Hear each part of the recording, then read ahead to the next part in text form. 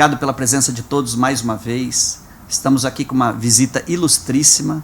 Professor Arnaldo Colombo, diretamente de São Paulo, da Unifesp, Universidade Federal do Estado de São Paulo, professor do Departamento de Infectologia e Doenças Parasitárias, também diretor técnico do LEMI, Laboratório Especial em Micologia, e coordena o CEPID Ares, o CEPID, que é um centro de pesquisa, inovação e difusão da resistência antimicrobiana. O professor Arnaldo tem uma longa jornada aí na área de micologia, é um dos pesquisadores mais renomados no Brasil e mais citados na área médica e especialmente na área de microbiologia como um todo. Professor Arnaldo, grande prazer tê-lo aqui conosco. Olá, Marcelo, olá a todos, é um grande prazer, um privilégio estar com você aqui, agradeço de forma amiga com que me apresentou, é um prazer conversar aqui. Professor Arnaldo, estamos aí trabalhando já há 4 anos juntos, né? Então... dentro do projeto aí de vigilância, de fortalecimento da vigilância do Brasil, e tê-lo aqui na nossa querida Curitiba é um prazer enorme. Obrigado, Marcelo. Professor, nós vamos conversar nesse primeiro momento do nosso podcast sobre questões mais gerais, e o senhor é o primeiro convidado que vem aqui especificamente falar da micologia, do estudo dos fungos. Eu queria que o senhor colocasse em linhas gerais para o nosso ouvinte qual que são as principais diferenças aí para as pessoas que não são especialistas em microbiologia, né, que é um termo mais amplo, claro, que envolve bactérias, vírus, fungos, da diferença da sua linha de atuação, que é micologia. Então, essa é uma excelente pergunta, Marcelo. Eu diria que o que me chamou muito a atenção em relação à micologia é o aspecto de ser uma doença tão prevalente e tão negligenciada pelo sistema de saúde, e eu diria público e privado. Uhum. Né? Então, você tem aí cerca de 1 a 3 milhões de espécies de fungos na natureza, dependendo do taxonomista que descreve, e hoje 400 espécies, pelo menos, causando doença no homem, e com o aquecimento do planeta, que é a grande barreira, essa transição de saprófita para patogênico é esperado que aumente. Né? E aí você tem uma gama enorme de manifestações clínicas, seja na comunidade, seja no ambiente hospitalar, infecções sistêmicas, que são muito frequentemente confundidas com infecções bacterianas. Vou dar 2 exemplos na comunidade e depois vou para o hospital. Então, na comunidade é muito frequente você ter indivíduos de baixa renda, população mais vulnerável, sobretudo na área rural, tossidor crônico, que perde peso, emagrece, e no Brasil isso é sinônimo de tuberculose. Eu não estou dizendo para mudar esse raciocínio, porque nós somos responsáveis aí, junto com outros 20 países, por 80% da casuística de tuberculose no mundo. Mas o que acontece, Marcelo? Quando o tossidor crônico, febril, que perde peso, não responde ao tratamento e não houve documentação microbiológica, porque isso é importante que o público saiba, por ser uma área endêmica, muito endêmica, quando você tem um indivíduo vulnerável com essa sintomatologia, mesmo que o escarro tenha dado negativo, você está autorizado a fazer terapia tratamento. A boa notícia é que 70% das vezes funciona. Sim. Mas 30% das vezes, né, não funciona. O paciente vai voltar, seja porque não tomou medicação, existe uma certa associação entre tuberculose, alcoolismo, né, uso de droga, o paciente de baixa renda com dificuldades outras sociais. Quando esse indivíduo volta, o sistema público deveria estar capacitado a fazer esse diagnóstico diferencial, e não o faz. Né? Outra situação são meningites crônicas, que também, mais uma vez... 30 dias com dor de cabeça. 30 dias, dor de cabeça, às vezes um quadro convulsivo, dependendo do tempo que você demora, o paciente pode entrar em coma, uma meningoencefalite. De novo, tuberculose sempre vem à cabeça, né? E o pessoal lembra de criptococose, não lembra de histoplasmose. Né? Não lembra de histoplasmose crônica. Que pode ser uma opção, uma possibilidade. Né? Então, o que eu quero dizer é que existe um cenário muito prevalente de manifestações clínicas que os médicos, os profissionais de saúde, o sistema de saúde como como um todo acaba não olhando. Então Sim. isso me chamou muita atenção. E quando você vai para o hospital, indivíduo na terapia intensiva, né, paciente grave, necessitando ventilação mecânica, catéter em posição central, né, para poder infusão de líquido, antibiótico, hemodderivado. Esse paciente passa 7, 10 dias, né, e faz uma sepse. A gente escalou no antibiótico, pensa sempre na multiresistência bacteriana. Nas bactérias gram-negativas, gram-positivas, multiresistentes. E esquece que todos nós temos cândida no trato gastrointestinal. Sim. E que essa população que está muito manipulada, do ponto de vista de antibióticos, que tem procedimentos invasivos, você pode fazer uma sepse por cândida. E no ambiente de terapia intensiva, hoje no Brasil, a mortalidade é 70%. E cerca de 20% não é tratado. Por que não é tratado? Porque faz o diagnóstico. Acho que o senhor tocou num ponto muito importante, tem tudo a ver com o nosso podcast, né, Resistência em Foco, que é a questão das diferenças biológicas entre um fungo e uma bactéria, para quem não é especialista na área e está nos ouvindo agora, e que os alvos terapêuticos são diferentes. Completamente, né? Então, o paciente de UTI que o senhor mencionou vai usar um antibiótico de último nível, o mais potente, que vai destruir todas as bactérias, mas não vai atingir nada o fungo, né? Então eu queria que o senhor comentasse um pouco sobre isso também. Exatamente. Então, do ponto de vista biológico, nós estamos falando de entidades completamente distintas, né? Quer dizer, os fungos, de forma geral, são eucariotos. Eles têm uma estrutura celular idêntica, muito semelhante às nossas células humanas, né? Células humanas.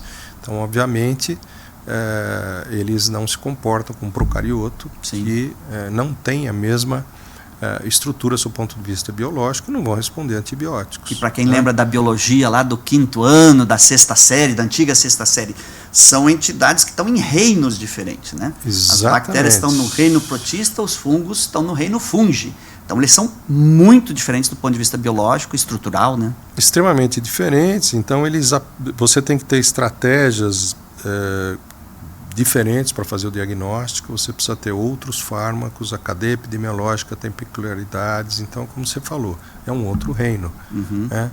É um outro reino. Você vê doença sistêmica grave em pacientes imunocompetentes, né? Você vê doenças mais localizadas, é uma diversidade muito grande. E que, dentro dessa complexidade, você pode mimetizar, sim. O quadro clínico de uma infecção bacteriana. Então, é um outro patógeno com características biológicas completamente distintas, que demanda estratégia diagnóstica e terapêutica absolutamente peculiar. Às vezes, os alunos trazem casos complicados para a gente, né? O senhor também deve ter essa experiência. Claro. Daí tinha um catador de lixo que estava com um abscesso no dedo indicador esquerdo, estava tomando ceftriaxona, que é um antibiótico excelente para bactérias, e não melhorava. E ele relatava ter sentido uma pontada, né? Como se fosse um espinho na hora de catar o lixo. Eu falei, já investigaram fungos? Porque não está respondendo? Exatamente. Foram lá e investigaram Sporotrix. Então, você mencionou uma situação muito prevalente também no nosso meio, né? O país é um país cuja economia é muito dependente do agronegócio. E, apesar da transição do campo para a cidade, que foi imensa desde os anos 30, né? 1930, a gente ainda tem hoje cerca de 15% da população vivendo em zona rural. 30 milhões de pessoas, né, professor? Não é maior que muitos países da Europa. Exatamente. E indivíduos que têm exposição à terra, não usam equipamentos de proteção. E o trauma é muito frequente. E aí, sim, havendo trauma, os fungos, eu falei, esses 3 milhões aí, vivem em solo, água. Então, quando você se traumatiza, existe uma chance de implante. E aí o implante é um facilitador, porque, felizmente, esses fungos eles não têm patogenicidade, não têm capacidade grande de causar doença, né? Não são tão virulentos. Mas, ao ter um implante profundo, mesmo tendo pouca patogenicidade, aquilo vai ser um elemento facilitador para a sua multiplicação. Ele já está lá dentro. Passar as barreiras de proteção da pele, por exemplo. Exatamente. Então, a gente tem várias micoses que se tornaram endêmicas pós-implantação. E mais recentemente houve um fenômeno que foi a adaptação do Sporotrix, que você mencionou ao gato. Então, Importantíssimo Brasil esse tema, né, professor? tem uma espécie nova descrita, o Sporotrix brasiliensis, que se adaptou ao gato. O gato é territorialista, então entra alguém ali perto, ele vai lá e agride, avança. As comunidades, elas com frequência, todo mundo tem um gato, seja porque quer ter um pet ou porque quer se livrar do rato.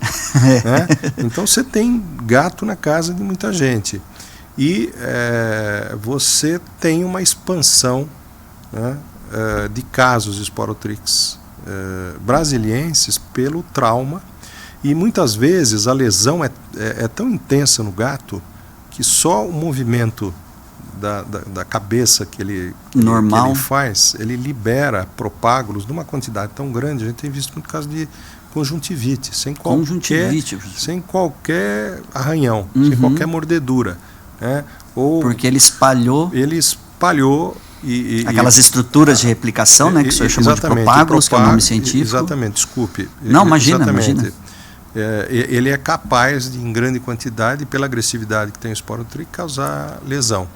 Então, existe uma infinidade de situações que efetivamente nos predispõem a entrar em contato com esses fungos.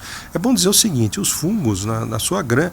O papel social do fungo não é nos adoecer. Sim, né? sim. Quer dizer, boa parte... Ele contribui bastante. Ele contribui muito para a nossa economia. Você pensar queijo, vinho, cerveja, né? Tudo isso é feito com... fermentação fúngica, né? Fermentação fúngica, medicamentos, sim. Né? Penicilina. Grandes antibióticos são até hoje, desde o primeiro até muitos usados até hoje, né, professor? Exatamente. Então, ele tem um papel importante na economia e beneficia o ser humano, mas existem sim alguns fungos que ou vivem conosco e quando a gente sai da situação de homeostasia ou de saúde perfeita, né, e é admitido no ambiente hospitalar, esses fungos que nos colonizam, esses fungos que coabitam com a gente no trato gastrointestinal, como tem bactéria, né? No trato gastrointestinal tem fungo também. Fungo também. O trato respiratório, a gente respira aqui, onde tem carpete ou carpê, onde tem cortina, você tem pó, você tem fungo. Né? Acumula, e você inala. Como nós temos um sistema imunológico muito bom e temos o trato respiratório rígido, isso não é problema nenhum. Ele resolve 99,9% das vezes. Se clareia. Elimina, né? Agora, você pega um indivíduo asmático. Né? Então, uma outra situação com o aquecimento do planeta, né? Fenômenos climáticos extremos, muita chuva. Você imagine casas de madeira, né? Após o drama que foi as enchentes no Rio Grande do Sul, por exemplo, como existe mofo nessas casas. Se você tem um indivíduo rígido, com sistema imunológico, com a sua capacidade de defesa e de inflamação íntegra, não há problema nenhum. Mas imagine o asmático. Imagine um indivíduo que tem uma rinite, né, uma inflamação do trato respiratório superior, no nariz, crônica. O fungo age como um alérgeno. E aí ele tem piora da sinusite, ele tem piora da asma. Agrava o quadro, né? Agrava o quadro. Imagine que você tem um indivíduo pós-transplante de órgão. O Brasil é um dos países que mais faz transplante de órgão. É uma liderança importante, a saúde pública, né? Foi uma área que desenvolveu muito. Curitiba é um polo de transplante medula óssea, São Paulo também. Então, essa população, onde ela mora? Ela mora na comunidade e a nossa sociedade é uma sociedade desigual. Né? Então, você transplanta o rico, você transplanta o indivíduo mais vulnerável socialmente. Acontece um desastre ambiental desse, claro que aumenta a quantidade de propágulo, aumenta a possibilidade de piorar não só a asma, sinusite, mas aumenta a possibilidade de se adquirir uma pneumonia por um fungo que vai ter um desfecho rápido ao óbito se você não fizer esse diagnóstico. Né? Então, toda essa complexidade dessa cadeia epidemiológica, toda essa dificuldade de você capacitar o sistema de saúde, essa militância por capacitar o sistema para poder reconhecer doenças tão comuns, né, comuns e poderia ter um outro foco de tratamento, isso é muito claro, poderia ter completo outro foco, né?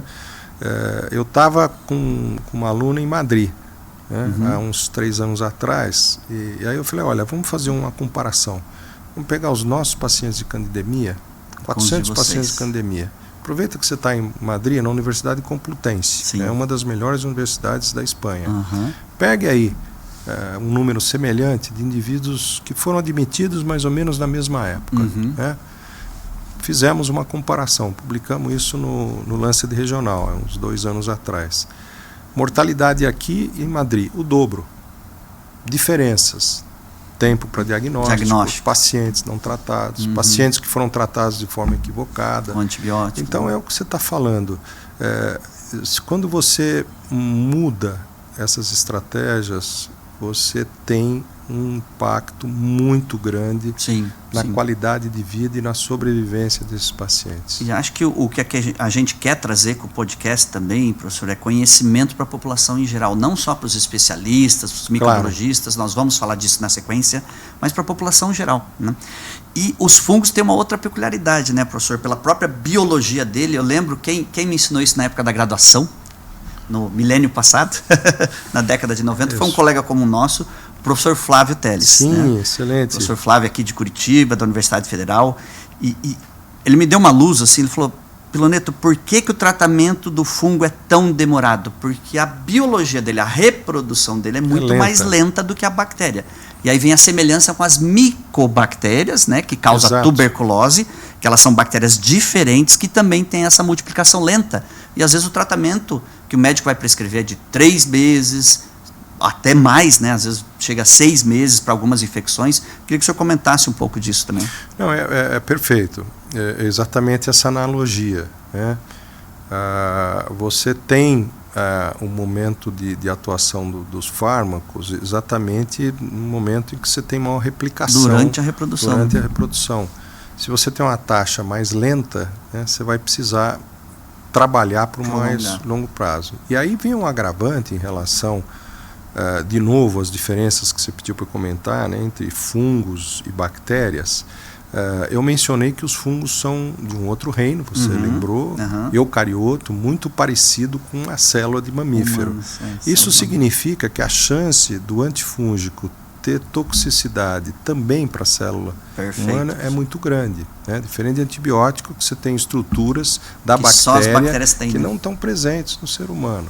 Então, desenvolver um fármaco, né, um medicamento novo para tratar infecções fúngicas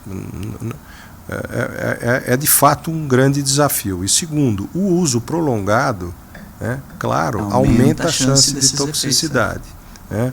E você tem que ter um sistema público preparado para oferecer medicamento para a população mais vulnerável. O acesso, que o nosso colega André Abreu sempre menciona, né? Está batalhando no Ministério da Saúde por isso. Né? Exatamente. Eu acho, a esse respeito, o SUS é um milagre.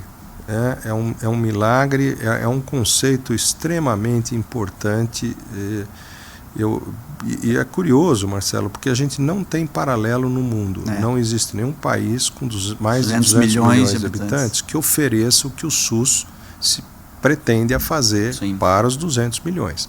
Claro que oferece com dificuldade. Né?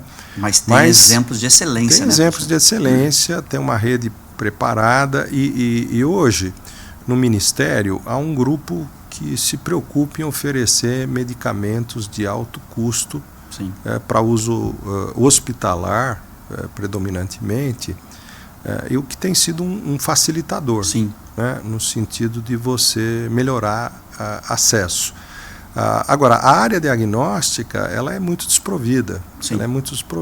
Então, definitivamente, a gente precisaria ter, além desse programa, né, de oferta de medicamentos para a comunidade, né, programa de HIV, programa que oferece assistência à população que vive com HIV/AIDS, ele oferece farta estrutura diagnóstica para monitorar o sistema imunológico, resposta, e também medicamentos. Eu já cheguei a comentar aqui, né, professor, fazendo um paralelo aí, desculpa lhe interromper, mas que o o advento da AIDS ali na década de 80 foi uma das questões que elevou o diagnóstico nos laboratórios centrais de saúde pública, nos LACENs, né?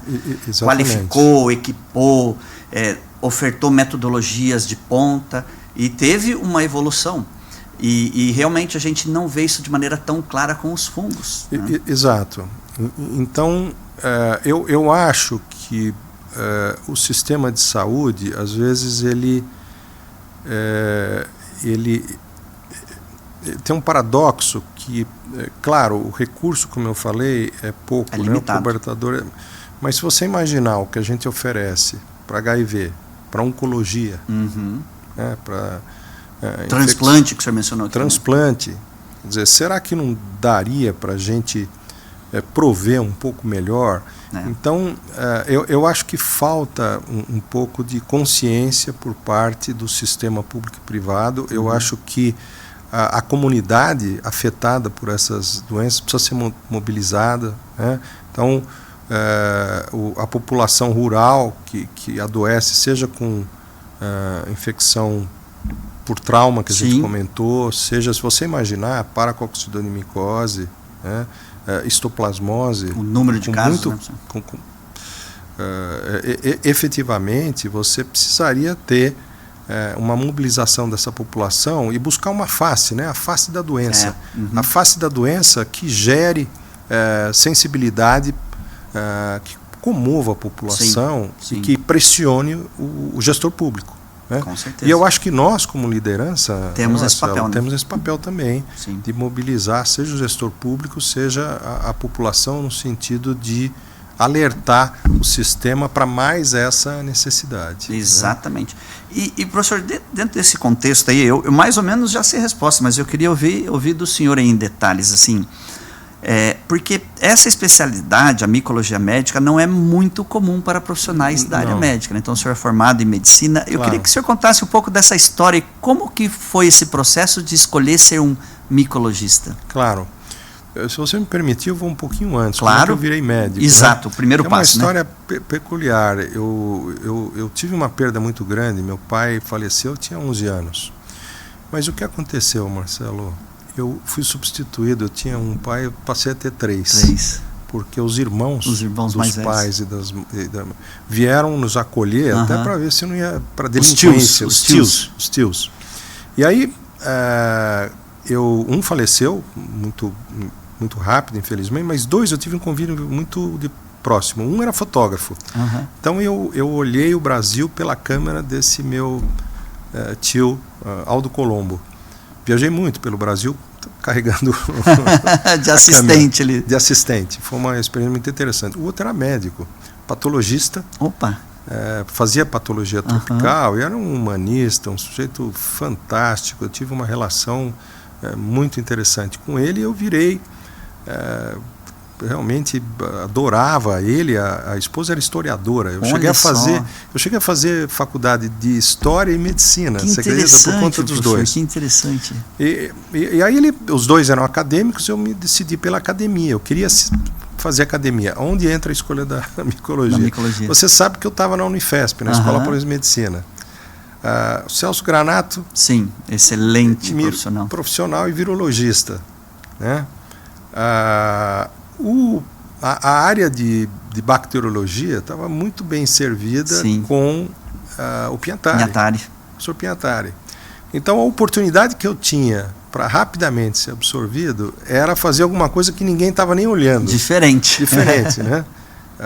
E aí eu resolvi fazer micologia clínica dentro de doenças infecciosas. E me chamou a atenção muito o modelo da paracoccidioidomicose. É um nome muito estranho, mas o que eu quero dizer para vocês é o seguinte: essa é uma infecção fúngica que qualquer um de nós aqui, se tivermos uma casa no campo e mexermos com terra repetidas vezes, podemos inalar esse fungo que está na terra e fazer uma pneumonia. E se essa pneumonia não é diagnosticada, ela pode desenvolver lesões de pele, mucosa, abscesso cerebral. Então, assim, quando eu vi o modelo da paracoccidioidomicose e a necessidade de ser micologista, aquilo somou. Somou, e eu fui fazer. E aí o desafio que eu tive é o seguinte: na época, você deve lembrar disso, as pessoas lembravam de doença de pele. O que era micologia? Era doença de pele, dermatofitose, micoses endêmicas, no caso a paracoccidioidemicose, aquelas micoses que a gente chama de micose endêmica, micose que tem um número de casos esperados ao longo do tempo. Não faz picos como as epidemias, né? Mas sempre tem um número de casos ali. E se registra naquela população, naquela área onde tem fungo, cronicamente. Aí o que acontece? As infecções oportunistas, que a gente chama, que são por aqueles fungos que coabitam com a gente. Convivem, fazem parte da nossa microbiota. Quando crescia, eram jogadas fora. Você deve ter visto isso. Eu lembro. Aspergillus, contaminante. Descarte. Cândida, colonizante. Que é isso? Jogava fora. Então, o meu desafio ao escolher micologia foi justamente, o Brasil já começava, isso aí nós estamos falando dos anos 90, né, final dos anos 80, 90, a gente está na ocorrência de AIDS, os transplantes já estão em grande número, já havia o conceito de infecção hospitalar, e a gente precisava crescer, além do conceito, além da micologia das doenças de pele, né, e as pneumonias crônicas, a gente precisava avançar para as infecções que acontecem no hospital. Dentro do ambiente hospitalar. Aí eu fui para um centro de referência, fiquei 2 anos e meio no exterior, para aprender a parte de laboratório e a parte clínica. Para poder voltar e montar um laboratório que desse conta disso. Que é uma outra parte mais diferenciada ainda, né? Dentro da micologia médica, o senhor escolheu o laboratório e fazer pesquisa. Então, assim, exato. 1 em 1 milhão, né? Foi a sua escolha. Poucos. Então, e aí deu certo e eu consegui pagar minhas contas, Marcelo, exatamente porque são poucos. Né? Mas foi uma trajetória muito feliz, eu formei muita gente nesse período, mas não no mesmo modelo que eu. Sempre digo aos alunos, olha, você é um infectologista completo que trabalha com uma subespecialidade, que é micologia clínica. Então, dentro do hospital terciário, eles fazem toda a parte de doença infecciosa. Quando há um caso de infecção fúngica, eles são chamados porque eles sabem alguma coisa a mais. Né? Mas devotar a vida para fazer laboratório e clínica de doença fúngica que eu fiz, eu acho que hoje é uma atividade de alto risco. Não, mas é extremamente importante e relevante, por isso que o senhor está aqui conversando com a gente. Né? Eu queria voltar um pouco à esporotricose, porque acho que é uma questão de saúde pública importante. Sem dúvida. E queria lhe fazer uma pergunta assim, o gato, que é o principal disseminador, então a gente sabe que o Rio de Janeiro é um local que a endemia é mais elevada, o número de casos é mais elevado, mas ele se disseminou pelo Brasil todo hoje, né, professor? Todo. Eu diria para você que são 2, 3 estados que eu não tem casos registrados. Não tem casos registrados, mas isso expandiu direto. Em poucos anos, né? Em poucos anos, acho que 1 década, isso teve uma expansão fantástica.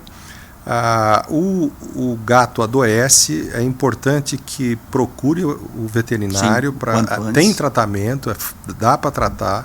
Claro que se você fizer o diagnóstico muito tardio, a coisa é complicada. Né? Por favor, não deixem o gato adoecido sem cuidado, porque isso às vezes acontece. A população percebe que o gato joga para fora de casa. Ele vai, além de ser absolutamente desumano. Né? Eu diria que isso contribui muito para que esse gato dissemine a doença. Né? Quando esse gato falece, você precisa ter... Esse gato, teoricamente, ele precisa ser cremado. Ou porque senão você vai enterrá-lo numa situação de doença disseminada. É claro que aquilo fica o fungo não vai morrer com o gato. Não vai morrer com o gato. Não vai morrer. Então há uma disseminação por conta disso. É importante fazer vigilância quando tem um pet, né, fazer a vacina que é necessário, acompanhar com o veterinário aspectos diversos e efetivamente quando tiver uma lesão de pele e você tem gato, referir isso ao clínico, porque isso vai facilitar muito no diagnóstico. Com certeza. Eu lembro de um caso recente, acho que nós já até comentamos aqui no podcast, de o primeiro caso de esporotricose no Reino Unido. Exatamente. Foram investigar, era um brasileiro, mas esse brasileiro levou o gato dele junto. Então, e o gato assintomático, professor, ele pode transmitir a esporotricose? Então, não? isso é uma coisa que não o é gato que não muito... tem nenhuma lesão, não tem nada... Ou isso é muito difícil? É raro, mas pode acontecer. Essa situação, por exemplo, o veterinário jura que o gato não tinha sintomas, não tinha lesões, você entendeu? Se você tiver lesões de septo, por exemplo, às vezes o que existe são lesões que você não são perceptíveis, né? A maioria das vezes você tem lesão na face, na face do gato, que facilita muito, nas extremidades, né? Até porque é onde ele tem contato com o solo. Sim. Mas se você tiver o azar de ter lesões de septo, por exemplo, o Flávio e a aluna dele, acho que é Fernando o nome dele, fizeram um trabalho muito interessante. Eles estimulavam o espirro do gato e põem uma placa na frente. uma placa de cultura onde o fungo 80% dos espirros tinha, você está entendendo? Então, muitas vezes você tem pouca lesão, a lesão pode estar oculta. Ele pode estar colonizado nas unhas. Né? E aí, na hora da no trauma. Não é? Temos que estar atentos, né, professor? Essa questão de relatar para o médico se você tem uma lesão de pele e que você tem um gato, né, pode ser uma informação muito valiosa. Muito valiosa. E doutor Arnaldo, uma das coisas que eu acho fantástico, que é um conceito que não é relativamente novo, ele é da década de 40, mas a partir dos anos 60, e agora, depois das grandes pandemias, está ganhando muita força, que é o One Health. Uma só saúde ou saúde única.